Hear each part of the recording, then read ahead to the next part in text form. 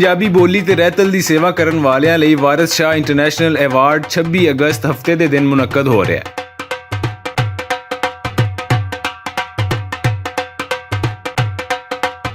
ਇਸ ਐਵਾਰਡ ਦੀ ਸਭ ਤੋਂ ਵੱਡੀ ਖੂਬੀ ਇਹ ਹੈ ਕਿ ਸੇਵਕਾਂ ਦਾ ਚੁਣਾਵ ਕਰਦਿਆਂ ਬੜੀ ਇਹਤਿਆਤ ਨਾਲ ਪਰਖ ਕੀਤੀ ਗਈ ਹੈ। ਖਾਸ ਕਰ ਐਵਾਰਡ ਕਮੇਟੀ ਵਿੱਚ ਉਹਨਾਂ ਲੋਕਾਂ ਨੂੰ ਸ਼ਾਮਲ ਕੀਤਾ ਗਿਆ ਜਿਹੜੇ ਇਨਸਾਫ ਕਰਦਿਆਂ ਜ਼ਾਤੀ ਤਾਲੁਕ ਜਾਂ ਕਿਸੇ ਹੋਰ ਸਬਬੋਂ ਝੋਲ ਨਹੀਂ ਮਾਰਦੇ।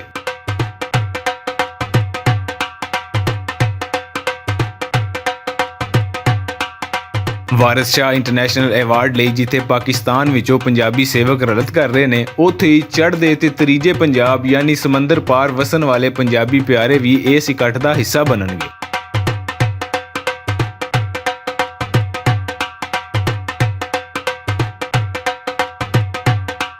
ਵਾਰਿਸ ਸ਼ਾਹ ਇੰਟਰਨੈਸ਼ਨਲ ਐਵਾਰਡ ਬਾਰੇ ਆਖਿਆ ਜਾ ਰਿਹਾ ਹੈ ਕਿ ਇਹ ਸਿਲਸਿਲਾ ਉਹ ਕਮੀ ਪੂਰੀ ਕਰੇਗਾ ਜਿਹੜੀ ਇੱਕ ਅਰਸੇ ਤੋਂ ਲਹਿੰਦੇ ਪੰਜਾਬ ਵਿੱਚ ਵੇਖੀ ਜਾ ਰਹੀ ਸੀ। ਇਹਦੇ ਨਾਲ-ਨਾਲ ਐਵਾਰਡ ਨੂੰ ਇੱਕ ਐਜ਼ਾਜ਼ ਦੇ ਤੌਰ ਉੱਤੇ ਮੋਤਬਰ ਵੀ ਬਣਾਏਗਾ।